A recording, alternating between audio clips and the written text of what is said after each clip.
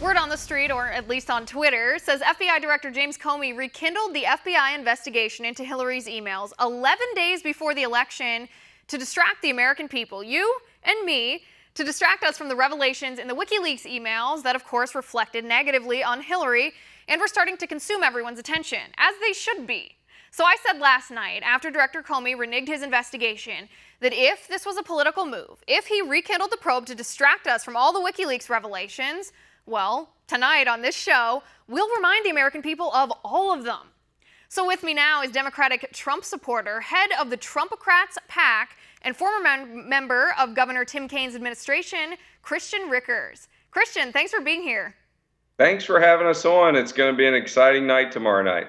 It is. I think it's going to be nonstop between now and then. Our country is at a tipping point. Forgive my pun there. But let's start with these WikiLeaks revelations, because if it's true, and I talked about this just a little bit with Scott Greer in the segment right before this, if this is true that FBI Director James Comey is playing politics with this investigation, that he resumed this investigation to distract the American people, Christian, we need to remind people of the severity of what's included in these emails on John Podesta's email account. So let's start at what I consider to be number one, and that's revelations of Hillary Clinton's pay-to-play schemes, that she sold favors from the State Department to businessmen just to line her own pockets. Not just businessmen. She went all over the world, country to country, and came away with checks in almost every country she visited. It is totally unbelievable that when they left the office, they were dead broke, and now they're worth over $250 million, all by going all over the world and corporation to corporation with their hand out.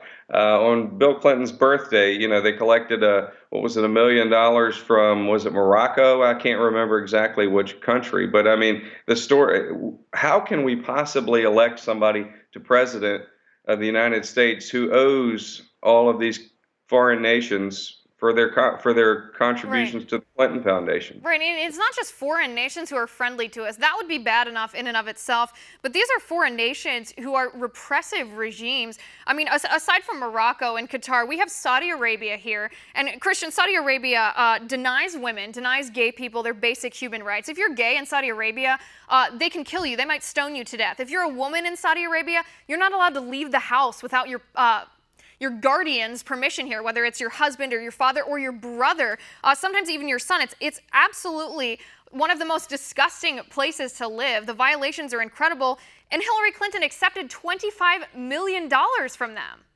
Yeah, you have the Clinton campaign coming after Donald Trump all the time for saying nice things about Russia. These folks have been all over the world collecting millions of dollars from these countries, and how is she going to operate as president when she owes them? She owes them millions of dollars for the contributions to the Clinton Foundation, and the same thing for these corporations. She took tens of millions of dollars from them in speaking fees, and now she has to enforce regulations on them. She's bought and paid for. That's the problem. Right. And we see that for ourselves in these John Podesta emails. I mean, in one of them, she actually admits to the bankers that she's talking to that she's dependent on their money to help her defeat her political opponent. When you admit to someone that you're dependent on their money, that gives them some leverage of control. She has become the puppet of Wall Street. She's owned by Wall Street, just like you said. But sticking on that same topic, in her speeches, we saw the transcripts, of course, in these emails, these John Podesta emails revealed by WikiLeaks. Christian, Hillary Clinton admitted in one of these speeches to Goldman Sachs that Obamacare, that it stinks and that she doesn't think it will ever work. She will say anything anywhere she is just to pander to the people she's talking to. That's why I don't support her. I was originally supporting Bernie Sanders. If nothing else, he was at least authentic and he believed what he said. Hillary Clinton, you always knew that what was coming out of her mouth was just what people wanted to hear, not what she really believed. Now we know what she really believes because it came out in the emails, and she's denying that and pretending like they don't exist.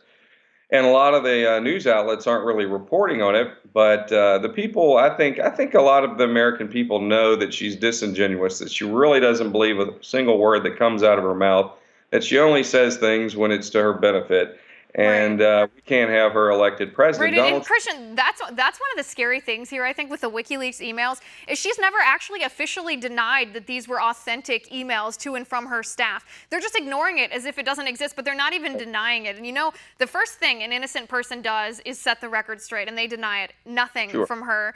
Christian, on the more dangerous front here, and I guess this is sticking with the foreign policy that we talked about before, the Clinton camp also admitted, this was John Podesta himself, he received an email from someone who said that the Iran deal will lead directly to nuclear war in that area, and he just responded by saying, yep, it will. Well, Hillary Clinton, she was part of that administration, and I'm sure she was right there in the middle of it, and we should hold her accountable for it. You don't hear much about that these days in the campaign, but Donald Trump's been pretty clear about it, that these are terrible deals. They have made terrible deal after terrible deal, and he will correct those things. And she's not. She's going to double down. No, she even brags about her negotiating with the Iranians as if that's anything to brag about. If I were her, I'd want to hide that as much as possible. Christian, we're out of time. Thank you so much for being here. It was great to talk to you.